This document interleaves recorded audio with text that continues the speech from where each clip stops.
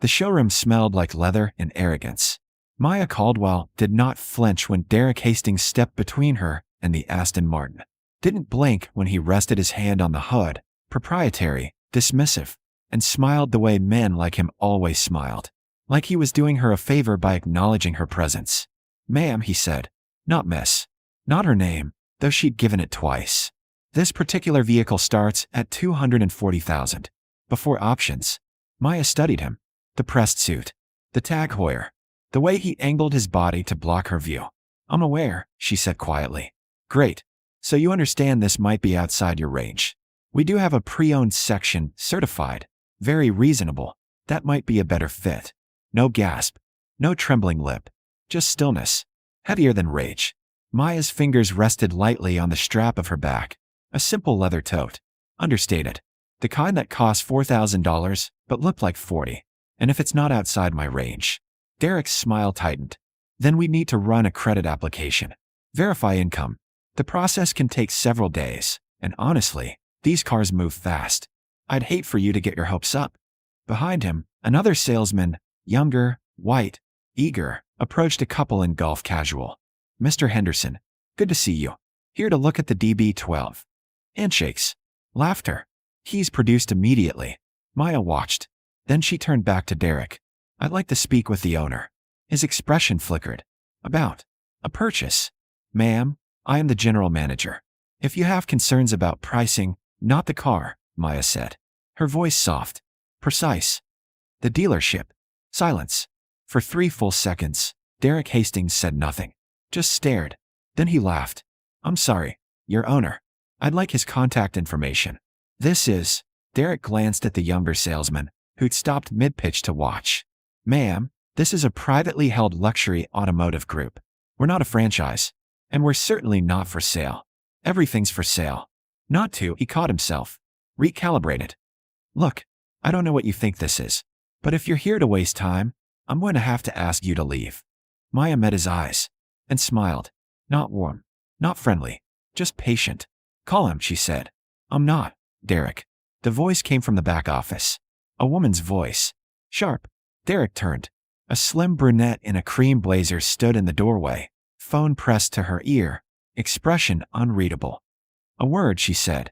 Derek hesitated, looked at Maya, then back. "Excuse me," he muttered and walked away. Maya waited. Around her, the dealership hummed. Soft jazz. Polished concrete floors. Glass cases displaying scale models of vehicles that cost more than most people earned in a year. She'd been in places like this before. Always the same. 2 weeks earlier, Maya's assistant had flagged the listing during a routine market scan. Hastings Premier Motors. Luxury dealer. Free locations. Aston Martin, Bentley, Rolls-Royce. Gross revenue, $42 million annually. Owner, Richard Hastings, 71, looking to retire. Asking price, $18 million. Quiet sale. No public listing. Broker managed. Maya had reviewed the financials over breakfast. Inventory turnover was strong. Service department profitable. Real estate owned, not leased. Prime locations in Westchester, Greenwich, and Newport. Good bones. But the reviews told a different story. Felt profiled the moment I walked in. Jamal T. Ignored for 20 minutes while white customers got immediate attention. Sandra K. Asked for my credit score before I even touched a car. Marcus W. Pattern and practice. Maya had closed her laptop and made a call. Her broker, Vincent, had answered on the first ring. "Maya, tell me you're looking at the Hastings deal." "I am. It's clean. Owner wants out, no drama. You could flip it in 2 years, easy profit." "I'm not flipping it." A pause. "Then what?" "I'm fixing it." "Fixing what?" "Everything." She'd flown to Westchester on a Tuesday. Rented a modest sedan. Wore jeans and a sweater. Pulled her locks into a low bun. She wanted to see what they'd show her. Who they thought she was. Derek returned. His face was different now. Pale. Confused. MS. "Caldwell." "Yes. I apologize for the wait. My manager says you've requested a meeting with Mr. Hastings?" "I have. May I ask what this is regarding?" Maya tilted her head slightly. "You may not." His jaw tightened. The brunette appeared beside him. Extended a hand. "Claire Hastings," she said. "Richard's daughter. I handle operations." Her handshake was brief. Assessing. You said you're interested in purchasing the dealership? I am. You're aware it's not publicly listed? I'm aware. How did you? Claire stopped. Studied Maya more carefully. Who's your broker? Vincent Morrow. Morrow Capital Group. Recognition. Claire's posture shifted. I see. And you're here to tour the facility. I've seen the facility, Maya said. I'm here to see how you treat customers. The words landed like stones in still water. Claire's expression froze. Derek looked between them, lost. Miss Caldwell, Claire said carefully. If you've had a negative experience, I'd like to address it directly. Derek did something. He did exactly what I expected, Maya said. Silence. I'd like to meet with your father. Today, if possible. Claire hesitated. Then, he's not on site. Then call him. This is highly irregular. So is spending $18 million. Maya opened her back, withdrew a business card. My information. I'll wait 30 minutes. She handed the card to Claire, who read it, and went very still. You're Caldwell Equity Partners. I am. Claire looked up.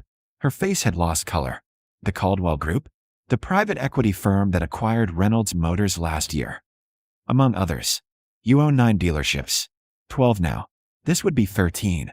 Derek stared. Wait, you. Claire silenced him with a look, then turned back to Maya. I'll make the call. Richard Hastings arrived in 40 minutes.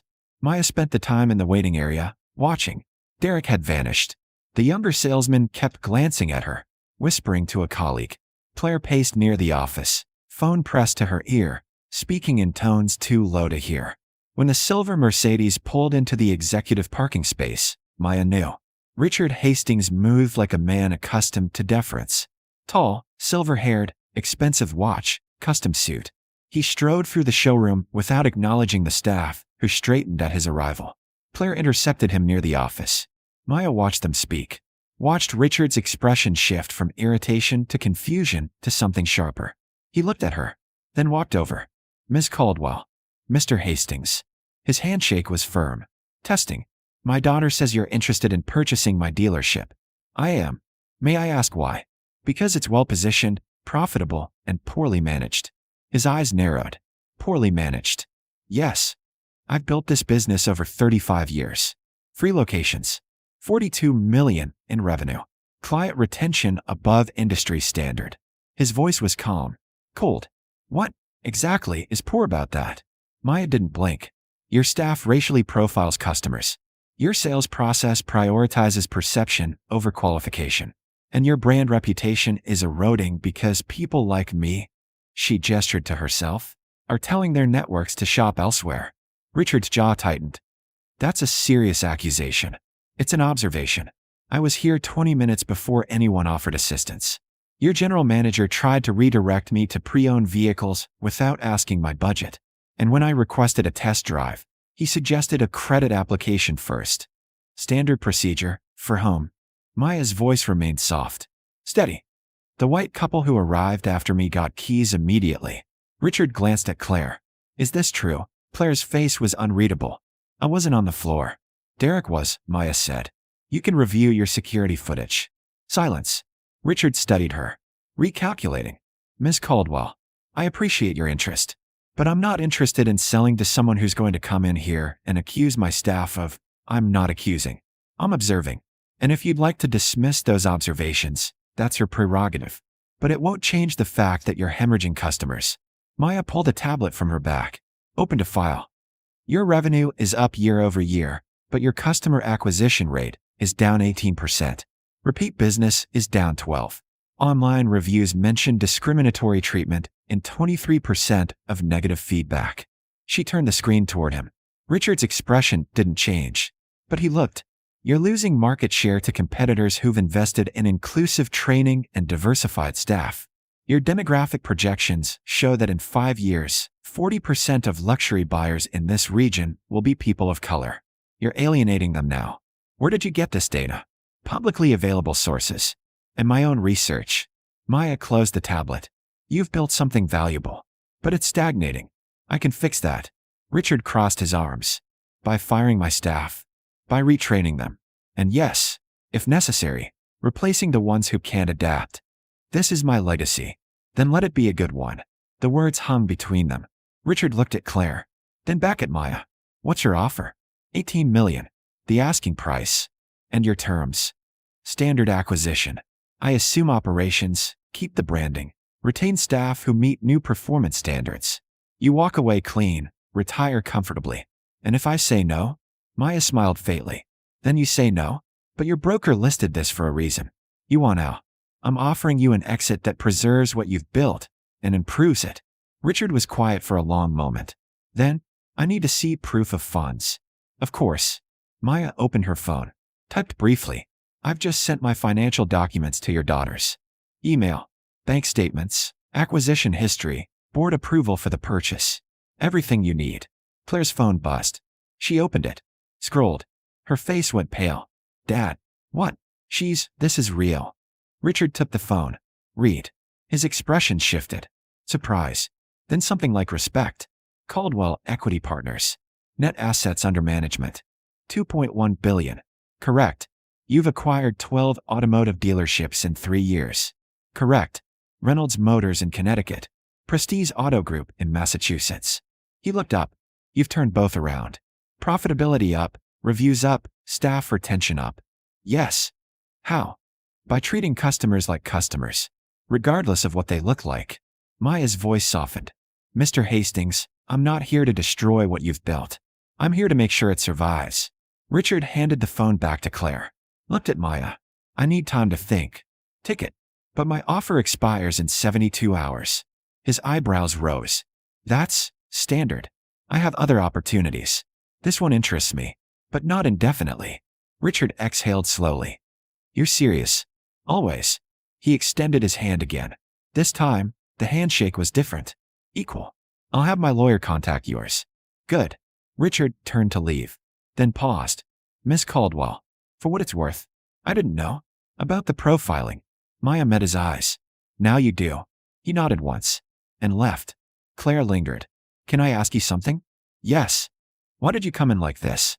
Why not just make an offer through the broker? Maya's expression didn't change. Because I wanted to see what you'd show me. But you thought I was. And you showed me exactly what I expected. Claire looked away. I'm sorry. Don't apologize to me. Fix it. You think I can? I know you can. Maya picked up her bag. If the deal closes, we'll talk. You understand operations. You could be valuable. But only if you're willing to do the work. Claire nodded slowly. Maya walked toward the exit. Derek appeared from somewhere, face stiff. Miss Caldwell, she stopped. I just wanted to say, don't. He blinked. Whatever you're about to say, Maya continued quietly. I don't need to hear it. You show me who you are. That's enough. She walked out into the sunlight. Behind her, the dealership stood gleaming and silent, unaware that its future had just shifted. The sale closed in 41 days. Maya didn't attend the final signing. Her lawyers handled it. She was in Detroit, touring another acquisition target, when Vincent called with confirmation. It's done. Hastings Premier Motors is yours. Maya stood in a warehouse full of vintage cars, phone pressed to her ear, and allowed herself a small smile. Good. Schedule a staff meeting for Monday. Already done. Claire's handling logistics. And Derek? A pause. Still employed. For now. Noted. She hung up and returned to the '67 Mustang she'd been inspecting, but her mind was already 300 miles away. Monday morning, 9 a.m. The staff gathered in the main showroom. Salespeople, service techs, administrative staff. 42 people who'd worked under Richard Hastings and now reported to someone new. Someone most of them had never seen. Maya arrived at 9:02. No entrance fanfare. No dramatic walk. She simply appeared through the front door in a charcoal suit, heels clicking softly on polished concrete, Claire at her side. The room went silent. Derek stood near the back, arms crossed, expression unreadable. Maya took her position at the front. Didn't smile. Good morning. I'm Maya Caldwell. As of last Friday, I own this dealership. She let that settle. Some of you know why I'm here. Most of you don't. So let me be clear. She clicked the remote. A screen behind her lit up. Customer reviews. Dozens of them. Highlighted sections. Felt invisible. Treated like I couldn't afford to be there. Discriminatory treatment. These reviews span 3 years. They have something in common. Customers of color reporting dismissive, biased, or outright hostile treatment. Maya's voice remained calm. Clinical. This isn't anecdotal. It's pattern. Murmurs rippled through the room. Some of you are thinking, that's not me. I don't do that. She paused. Maybe you don't. But you work in a culture that allows it. And that makes you complicit. Derek shifted. Maya's gaze found him. 2 weeks ago, I walked into this showroom. I was ignored, redirected to cheaper inventory, and asked to prove my creditworthiness before anyone asked what I wanted. Meanwhile, other customers received immediate service. The room was utterly still. I bought this dealership because it has potential. Good location, strong brands, solid revenue. But it's failing the future. She advanced the slide. Demographic projections. Market data. Luxury buyers are diversifying. If you don't serve them with respect, they'll go elsewhere. And this business will die. She clicked again. A new slide, new standards. Effective immediately, we're implementing mandatory inclusivity training. Every employee. No exceptions. We're diversifying our hiring. We're auditing our sales process. And we're creating an anonymous reporting system for customers and staff to flag discriminatory behavior. Someone raised a hand. A salesman Maya didn't recognize. What happens if we don't agree with this? Maya looked at him. Then you resign. Or you're terminated. She said it without malice. Simple fact. I'm not interested in forcing anyone to stay. But if you stay, you meet the standard. The man sat back, jaw tight. This isn't punishment, Maya continued. It's accountability. You've been allowed to operate without consequences. That ends now. She turned to Claire. Claire Hastings is staying on as operations director. She reports to me. If you have concerns, questions, or need support, she's your point of contact. Claire nodded. We're also hiring a diversity and inclusion consultant. Training starts next week. Another pause. Here's what I'm offering. A chance to be part of something better. To serve every customer with the same respect and attention, regardless of how they look. To build a reputation as the dealership that does this right. Maya's voice softened slightly. Or you can leave. Those are your options. Silence. Then Derek spoke. And if we think this is all performative? Every head turned. Maya met his eyes. Then prove me wrong. Stay. Do the work. Show me. This matters to you. And if it doesn't, then you'll be gone within a month. Derek's face hardened. But he didn't respond. Maya closed the presentation. You have until end of business today to decide if you're staying. If you choose to leave, you'll receive 2 weeks severance. If you stay, I expect full participation. She glanced around the room. Questions? No one spoke. Good. Back to work. The crowd dispersed slowly. Murmurs. Sideways glances. Claire approached. That was direct. It needed to be. Some of them won't stay. I know. Derek won't. I know that too. Claire hesitated. For what it's worth. I'm glad you're here. Maya looked at her. Are you? Yes. My father built this place. But he built it in his image. It's time for something different. Then help me build it. Claire nodded. By 5 p.m., 4 employees had resigned. Derek was one of them. He left his key card on Claire's desk, didn't say goodbye. Maya was in the back office reviewing service contracts when Claire told her. He's gone. Good. You're not surprised? No. He's going to talk. Tell people you pushed him out. Maya set down her pen. Let him. The people who matter will see the results. 3 months later, the results were undeniable. Customer complaints, down 60%. Positive reviews, up 42%. Sales to customers of color, up 37%. Overall revenue, up 9%. Maya stood in the showroom on a Saturday afternoon, watching a young black couple test drive a Bentley Continental. The salesman, new hire, trained under the updated standards, answered their questions with patience and respect. No assumptions. No redirects. Just service. Claire appeared beside her. We just closed another deal. Repeat customer. Said she came back because of how we treated her last time. Maya smiled. Good. We're getting calls from other dealerships. Asking about our training program. Send them the consultant's contact info. You're really going to share it? Why wouldn't I? The goal isn't to hoard the solution. It's to change the industry. Claire studied her. You could have just fired everyone and started over. I could have. But that's not accountability. That's erasure. Maya turned to face her. People can change if they're given the tools and the expectation. Some won't. But some will. You believe that. I've seen it. They stood in silence, watching the couple return, smiling, ready to negotiate. 6 months after the acquisition, Maya received a handwritten letter from Richard Hastings. She opened it in her Baltimore office, rain tapping against the window. Maya, I've been following the changes at Hastings Premier Motors. The reviews, the revenue reports, Clearson's updates. I won't pretend I understood what you were talking about when we first met. I built that business my way, and I thought that was enough. It wasn't. You saw what I couldn't or wouldn't, and you fixed it. I'm grateful, not just for the sale, but for what you're doing with my legacy. It's better than I left it. Thank you. Richard. Maya read it twice, then filed it away and returned to her laptop. There was a new opportunity in Chicago. Another dealership. Another owner ready to retire. Another chance to rebuild. 1 year after the purchase, Maya visited the dealership unannounced. Saturday afternoon. Busy floor. She walked in wearing jeans and a sweater. No announcement. No fanfare. And she was greeted immediately. A young woman. New hire. Maya recognized her from the onboarding files, approached with a warm smile. Good afternoon. Welcome to Hastings Premier Motors. I'm Jasmine. How can I help you today? Maya smiled. I'm just looking. Of course. Take your time. If you have any questions or want to see anything up close, just let me know. No assumptions. No profiling. Just respect. Maya wandered the showroom. Watched the staff interact with customers. All kinds of customers, with the same attentiveness. She saw Claire across the floor, guiding a training session with 2 new salespeople. Claire spotted her. Smiled. Maya nodded back. And then she left. Quietly. The way she'd come.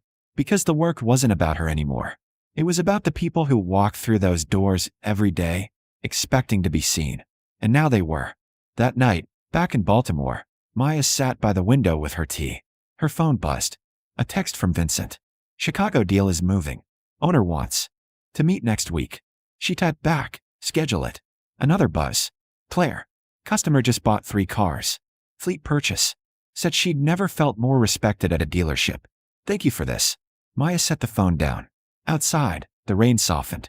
The city glowed. And Maya Caldwell, billionaire, equity partner, silent architect of change, allowed herself a rare moment of satisfaction. Not because she'd won, but because she'd built something that would outlast her. Something better. The work would continue. There would always be more dealerships, more businesses, more rooms where people like her were underestimated. But tonight, she rested, knowing that one more corner of the world had changed. One decision at a time. One dealership at a time.